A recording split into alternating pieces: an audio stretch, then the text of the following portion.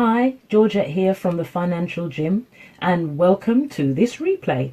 Now, I've had quite a few calls over the last week, particularly this morning, and it seems there is a common theme amongst the people I'm speaking to, and it's all around financial stress. Now, I do deal with that, I know, but it just seemed to be the main topic of conversation, and particularly these are new people. So I thought I would scribble down a few notes and give you what are 3 tips that I propose you give a try to see if you can navigate the choppy waters of just financial mental headache. Firmer figures knows your money, cuts down on strife. Time to trust your future. Firmer figures, love your life. Now, I can't teach you how to get rid of your debt and all of that right now. That takes time. But you need your energy to be able to deal with it all and to get to the next stage, just to survive. So, first thing I'm going to suggest you do, you've heard the saying, no doubt, where energy goes, or where focus goes, energy flows, should I say. It is one of the hardest things to say to people, but you really do need to stop fixating. You are not a person who is in debt or who has financial issues. You are a person who is dealing with them. You will get there by whatever means necessary, even if it means you make the decision that you don't want to solve the problems in this particular business, but whatever it is, you will deal with it. So you need to firstly stop focusing on the negatives and the problems that you're facing. Every minute, hour or day that you worry is another minute of energy, another hour of energy that you're taking away from your ability to sort your problems out. Now note, I say sort your problems out as opposed to fix them. What you are undertaking is a process. It is a series of action steps that over time will slowly get you from A to B. Now some of you are saying, no, I don't have slowly, I need to do this quickly. Then you just move that much faster. And what you need is to find much better and quicker strategies to fix or deal with whatever it is that is hampering your business and hampering your cash flow. Number 2, take back control. It's easy for me to say stop fixating, but you can't just stop doing something without putting something else in its place. So the focus now needs to go on feeling as if, even if you haven't completely solved what you're dealing with, you feel more in control of the situation, even in a small way. So how I suggest you do that, this is a little method. I can't go into it too deeply, it would be here too long. But if you want to know a bit more about how it works, feel free to contact me at financialgym.com/contact, and I can take you step by step through it in a bit more detail. But let's imagine you're getting chasing letters from suppliers, or your tax, your VAT is due, and you know right up you haven't got the money to pay all of those. You probably haven't paid yourself in a while. Maybe you need stock, and you need stock to trade, and you haven't been able to pay that supplier.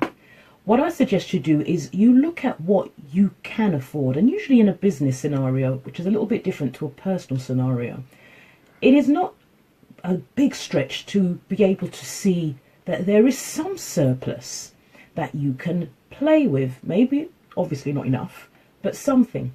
Take that total amount and make a note, park it, and then, this is the hard part, but it's where taking control really does kick in.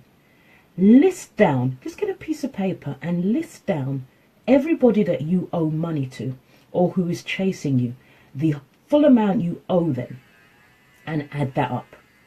Now, if you are lucky, the amount that you wrote down earlier, i.e. the surplus that you can play with or negotiate with, is more than your total amount. I suspect that is probably the other way around.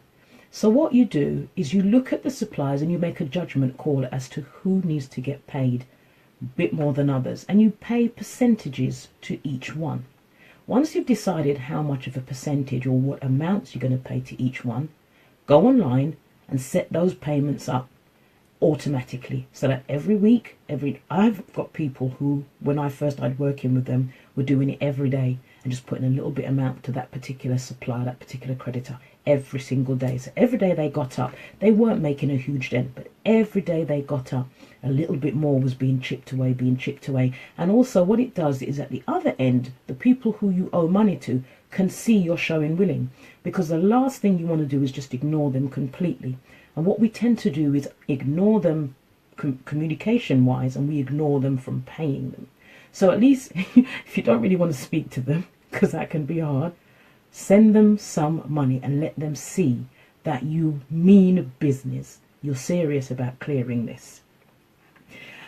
When I said earlier also about choosing which is your priority, it may seem like the one that you owe the most money to might be the one you prioritize, but I would say you prioritize the one that can cause you the most damage if you don't pay them. Usually top of that list is your landlord if you rent your premises, and the other one is the VAT office. Now the other two taxes, or the other taxes, the main ones, i.e. your tax return, your self-assessment if you do that, and your corporation tax, you can usually come to some sort of agreement or negotiate. Not always, and not always in your favour, but there's room for dialogue. The VAT office, they're the mean girls of the tax the tax world. Trust me, just do your best to pay them, because they just make your life hell. If you can't do the VAT, there is still the option to negotiate. But if you can get rid of them, everything else is a little bit more palatable and a little bit easier. So we've taken away that, well, not taken away, we've reduced that headache.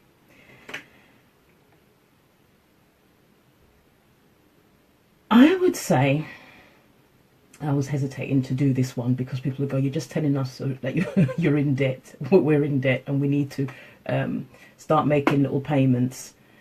But I actually think that the third thing you should do is get support, and that support could cost you. Now, I know stories of people who been in real trouble and they've maxed out their credit cards, remortgaged their house to go and work with that 5-figure mentor. I'm not necessarily saying that, but something is not working within your business, and often it is us. And it tends to be because running your own business, being a boss, or even if you're a sole trader, you are alone. Even if you have a company, to be fair, you can often be alone at the helm. Having somebody who can bring a different perspective to your scenario, not just the financial situation, but your business as a whole, there is no value to that if they can help you to truly level up. So I would always say, take some of that money if you can and find somebody, you know, that person you've been really wanting to work with, that you think you and them really could gel and they could really make a difference for you. Invest in yourself by investing in them. Now, if that really, really is a stretch, and I get it, then there are other ways to do it. But the idea is, remember at the beginning when we said where focus goes, energy flows? The object of this exercise is that you've taken some control with step 2. You've taken some action in terms of dealing with the coalface problem. But now we need to look at the overall problem. What is it that I can do so that I don't get here again? That's where the coaching and the mentorship comes in. But if that isn't on the cards at the moment, it's not feasible, then find another goal, because you don't want to be, as I said earlier, a person in debt. You're a person that has debt, but you're also a person that has a goal to do X, Y, or Z. One, for me, was always personal health. My weight, getting fit, Hence, you may not have seen the connection, the financial gym. I found that often when my finances weren't right, neither was my physical well-being. So I used to have to use the same methods to push those up. That could be one for you. It may be that you can't afford a mentor, but you need to learn more about traffic, Facebook ads or something. Your goal is to be up and running with a great Facebook ad campaign that gets people on your list. What a great way to take your mind off what your problems are and onto what you could achieve. And I'm just throwing out some examples. I'm sure you have some more. In fact, I'd love to know what examples you have of ways that you have goals that you are striving for to take your mind off your stresses. They may not be financial stresses. Being in business is hard anyway, whatever they may be. So those are the 3 steps. So to recap, don't fixate. Try and think of something else. 2, take back some control so that you feel as if you are the boss, you are the master of your ship, your destiny. And thirdly, don't do this alone. Find a coach, a mentor, an accountability group, or set yourself a goal. Better still, set yourself a goal that you are held accountable to by someone who, even if they're not mentoring you, but will check up on you and actually say, have you done it yet? And you feel obligated to have done what you said. As I said, if you have any comments of your own or any suggestions of your own, I'd love to hear them. And what are you dealing with? If you want to know more about me and what I do, please do go over to financialgymforbusiness.com. And it's been lovely sharing with you. Speak to you soon. Firmer figures knows your money, cuts down on strife. Time to trust your future. Firmer figures, love your life.